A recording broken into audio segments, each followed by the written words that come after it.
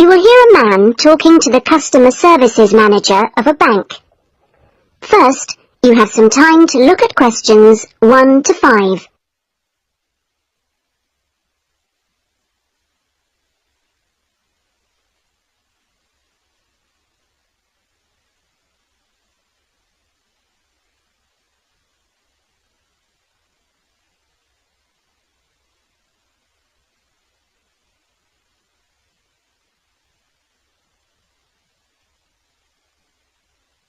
You will see that there is an example that has been done for you. On this occasion only, the conversation relating to this will be played first. Good morning. I'd like to open a bank account, please. Certainly. If you'd like to take a seat, I'll just get some details from you. It won't take long. Thanks. Is it a current account or a deposit account you wanted? A current account?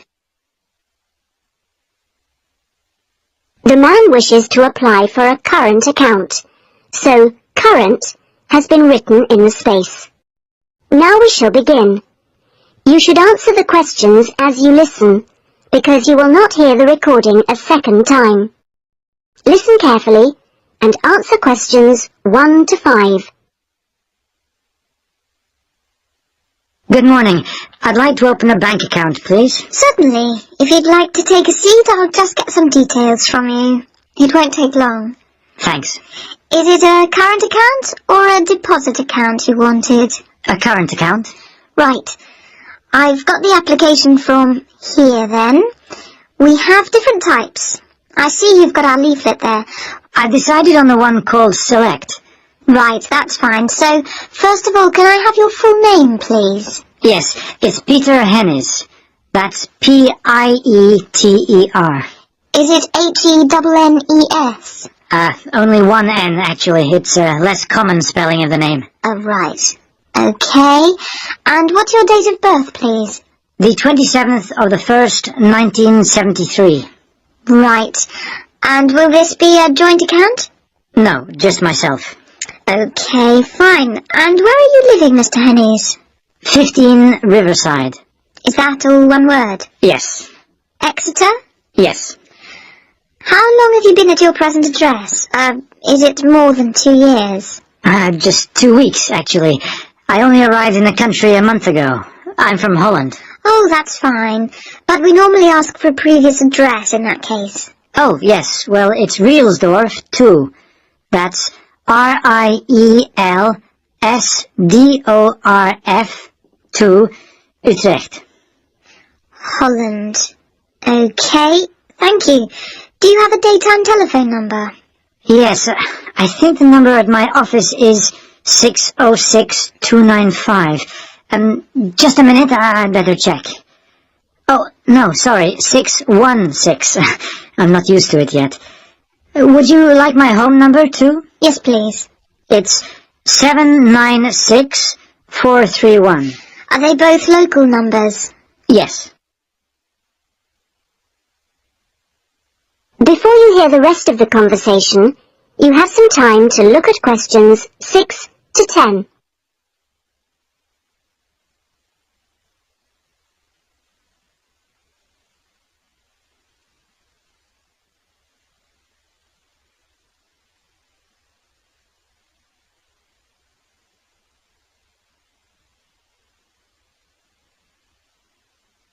Now listen and answer questions 6 to 10. Right, and your occupation? Well, I'm in Britain as a project manager, but that's not my main job. I'm an engineer by profession. I see. I think I'll put that then. It's shorter. Now, we usually ask for a piece of information which we can use to check your identity for security reasons. You know, if you phone us. Like, my wife's first name? Mother's might be better. It's less likely to be known. Okay, hers is Siti. Siti? Yes, S-I-T-I. It's Indonesian. Fine. And how much would you like to open your account with? We usually ask for a minimum sum of £50. That's about 75 euros. Well, I'm going to transfer 2,000 euros from my Dutch account, just till I get paid. In fact, I wanted to ask you about that. What's the best way to do it? It depends which bank you're with. It's the Fransen Bank in Utrecht. Okay, fine. I'll check that in a minute. If we have links with them, we can do a direct transfer, but it's not a big problem either way. Let's see. How often would you like to receive statements? I haven't really thought. What's the usual thing? It's up to you. Some people like them weekly. Oh, no, that's too often. Can I have them sent once a month? Yes, that's fine. Is there anything else? I was thinking of registering for your internet service at some stage. Oh, yes. Would you like me to send you information about that? Please, yes. And would you like to receive information about the bank's other services? Insurance, loans, anything like that? I don't think so, thanks. That's okay then. And one last thing. If you agree... That is the end of section 1. You now have half a minute to check your answers.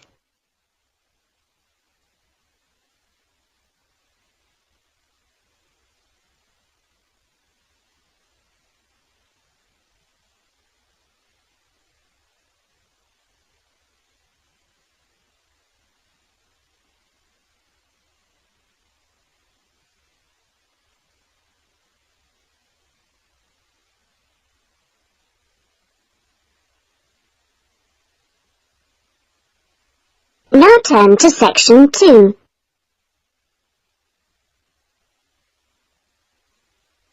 Section 2. You will hear a guide giving visitors to a country house information about the house and gardens.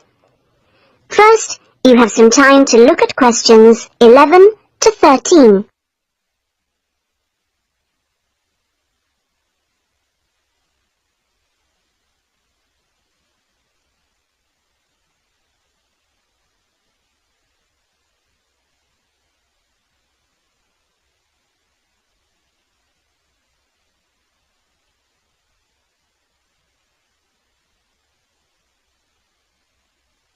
Now listen carefully and answer questions 11 to 13. Welcome everybody to the lovely house and gardens of Rosewood, once the home of the famous writer Sebastian George.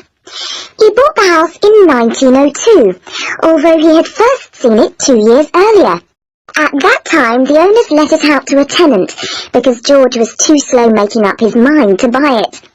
When it came back on the market, there was no hesitation, and he bought it immediately, for £9,300, even though the house had no bathroom, no running water upstairs, and no electricity.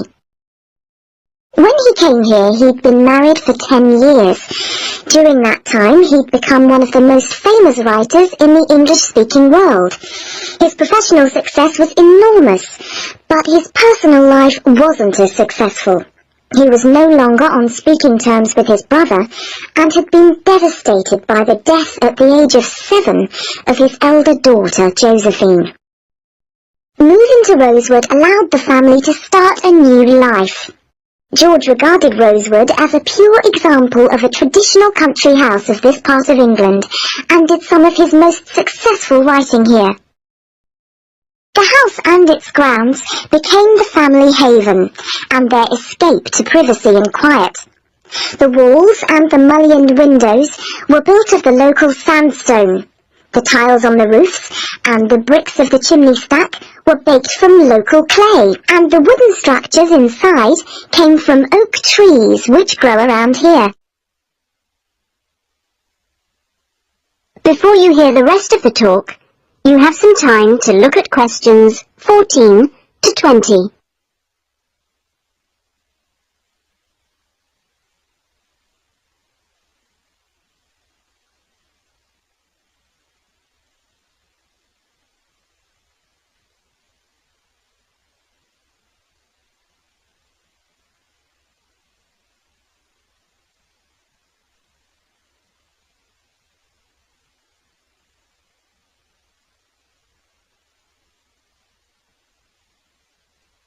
Now listen and answer questions 14 to 20. Now, please look at the map I've given you of the house and gardens. We're here at the information centre. Follow the path marked with the arrow, and the first area you come to is the orchard on your left. As you go further down the path, there's the kitchen garden on the right. And as you go round the first sharp corner, you will find to your left an area where different types of pear tree have been planted, as well as some lovely flowers. And this is known as Pear Alley, designed by George himself. Next to this is the greenhouse, where some exotic plants and fruits are grown. Follow the path round the second corner, and on your right you will see the entrance to the mulberry garden, with its 500-year-old tree. Past the mulberry garden, follow the path until you reach the front of the house. I suggest you spend a good hour wandering around this lovely building. A guide takes visitor groups round every 2 hours. If you would like to purchase any of George's books or other souvenirs, then leave the house by the side entrance, where you will find our shop, which is situated between the house and the garage, which contains the magnificent old Rolls-Royce car, which used to belong to George. I expect by this time you may also be in need of a rest and some refreshment. Most visitors are, so why don't you visit the tea room on the far side of the garage? If you have time, there is a lovely walk down towards the River Dudwell. For me, this is the best part of the estate. This isn't on the map, but it is all clearly signposted. You cross the field, which spreads along the banks of the river. In spring, this area is well worth a visit. Spend a minute or two watching the water pass by underneath as you cross the footbridge, and then continue along the river walk through the woodland. On a hot summer's day, the trees along this path provide welcome shade. Eventually, you come to the watermill, which used to provide the electricity for the house. Only about 4 hours every evening in George's time. And finally, for those of you who would like to see stunning views of the surrounding countryside and who are a little bit more energetic, when you return from the mill, take the first turning on your left and climb up to the viewpoint. You won't regret it. Enjoy your visit. That is the end of section 2. You now have half a minute to check your answers.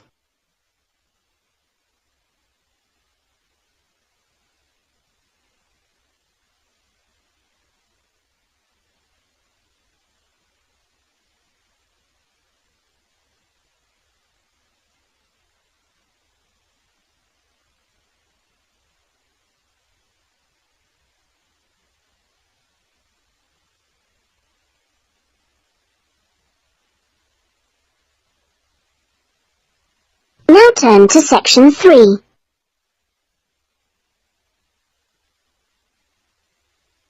Section 3. You will hear 2 students, Jack and Lucy, discussing a marketing assignment they are working on together. First, you have some time to look at questions 21 to 24.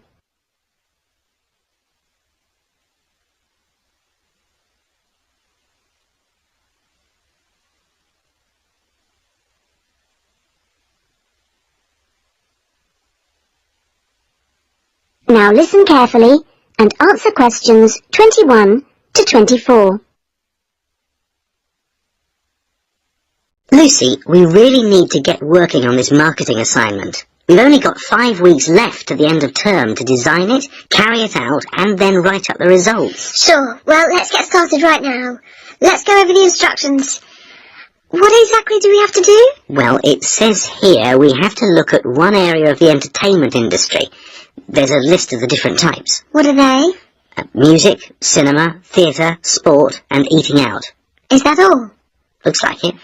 So we choose one branch of the industry, and then we look at how 2 different groups of people use it. Is that right? Yes.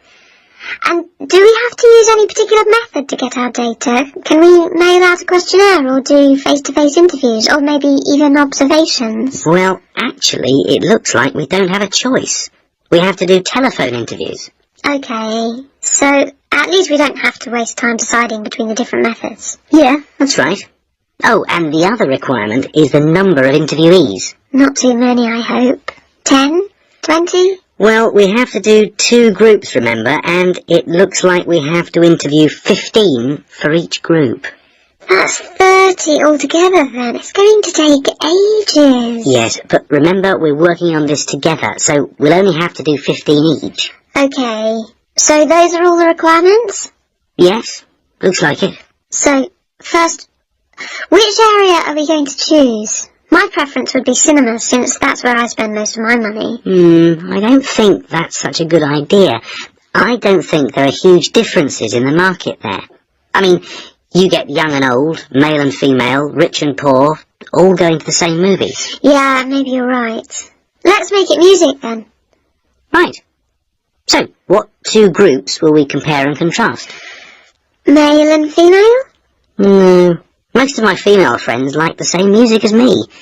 Different age groups will be much more likely to show up differences, I think.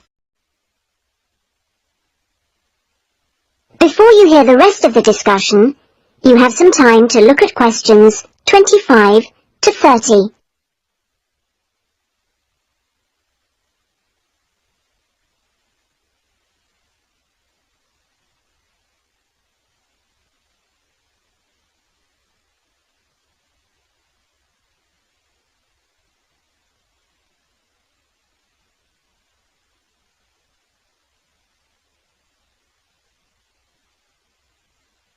Now listen and answer questions 25 to 30. Yeah, I suppose you're right again. I'll take some notes, shall I? So, age groups. Well, what do you think? Maybe 25 or under for one group and 45 or over for the other group? That should show up differences. Right. Okay, next. How about the kind of music they like? Let's give them some choices and then we can just tick boxes. Okay, let's have pop, jazz, folk, easy listening. What else? Well, we should include classical. Some people like it, you know. Okay, and then we should have how they listen to music. The medium, right. Let's include radio, CD, and then I guess there's TV. What about concerts? You know, in pubs and halls. Oh yeah, we should include live music, of course. Okay, we're on a roll now. Next point could be about where they actually get their music. You mean, like, do they buy it in music shops or department stores? Yes, or download it from the internet. Right. That could be for recorded music. Then we need another section for live music. Where do they go for that? Okay, let's say disco, pub, club, concert hall. Or opera house. And I guess we should include karaoke bars. Not many of them in this city. Okay, we'll leave that out then. So, what's left to do? That's it. Well, now we can make a timescale for doing it. That is the end of section 3. You now have half a minute to check your answers.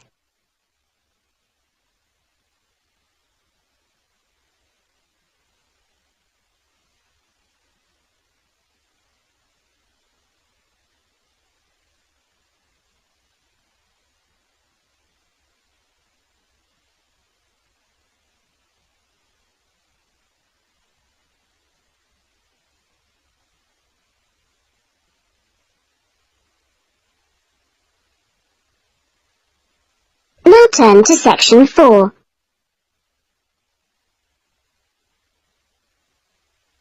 Section 4. You will hear a lecturer talking about farming in ancient Ireland. First, you have some time to look at questions 31 to 40.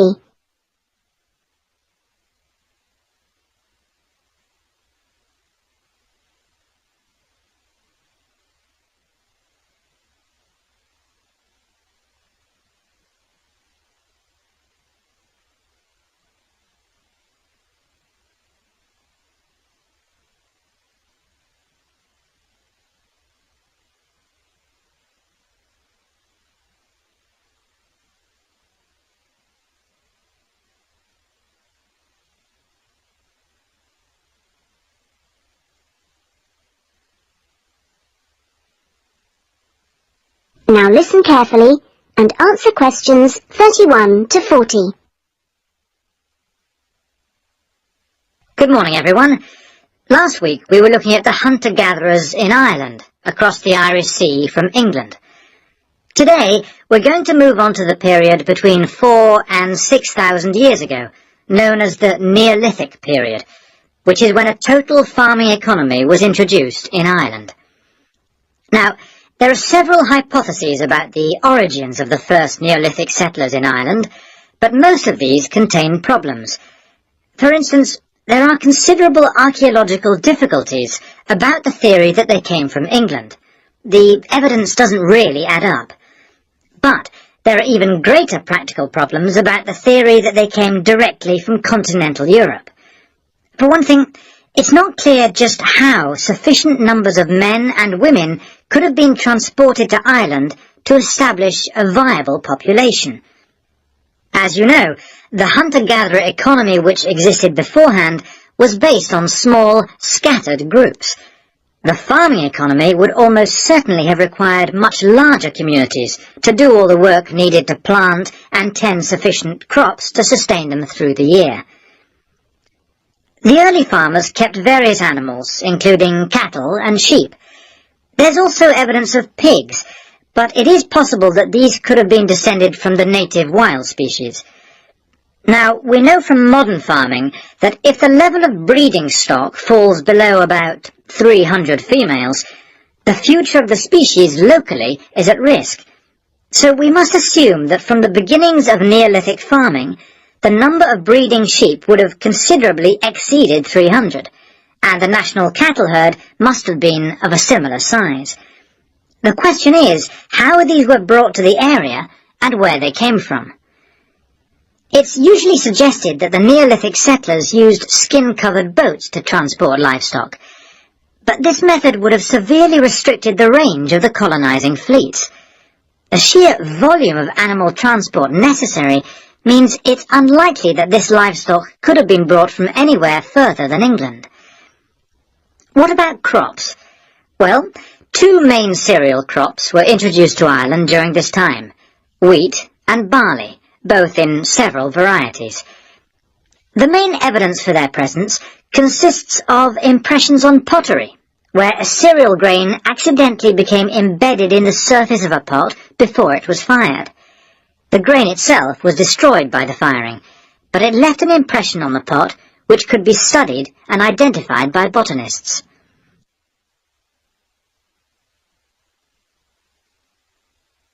Let's turn our attention now to the farming technology available at that time. Before the cereal crops could be planted, it would have been necessary to clear the forest and to break the ground by ploughing. The stone blade of a plough has been discovered during excavation in County Mayo in Western Ireland. The body of the plough would have been of wood and could have been drawn by people, but it's also likely that cattle were used. Now, the cultivation of crops and the husbandry of livestock brought about changes in people's lifestyle, such as the type of shelters they made. For one thing, instead of moving from place to place, they needed permanent dwellings. The stone axes used to chop down trees to make these dwellings were far superior to any that the Stone Age hunter-gatherers used. To make the axes, sources of suitable stone had to be found and systematically exploited. These so-called axe factories were really quarries rather than factories, as the manufacture of the axes wasn't regularly performed on the quarry site. However, after the axe had been chipped into shape, they needed water and sand for grinding and polishing, so a high mountainside wouldn't have been an appropriate place for this. So this final stage of the manufacture must have been carried out close to water, and sure enough, there's ample evidence of this at coastal sites. Now, it's clear that these Neolithic axes were transported all over Ireland, as well as to Scotland and the south of England.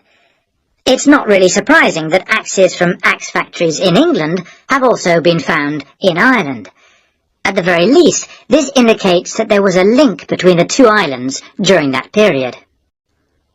One of the most useful innovations of the colonizers was pottery making, which was quite unknown to Irish hunter-gatherers. The pottery was probably made by shaping clay into a ball with the hand, and then hollowing it until the walls were the right thickness. After firing, the outside was often polished. This would have helped the pots to retain water, as they weren't glazed. Now, we know that the clay used usually came from local sources, which suggests that manufacture was on a fairly small scale, even though thousands of fragments are usually found at Neolithic sites. In the course of time, decoration began to appear. At first, this looked like a series of stitches and was just around the tops of the pots. This could have been an imitation of earlier vessels, which were made of leather sewn onto wood. Then, eventually, pots with decoration all over became much more prevalent. That is the end of section 4. You now have half a minute to check your answers.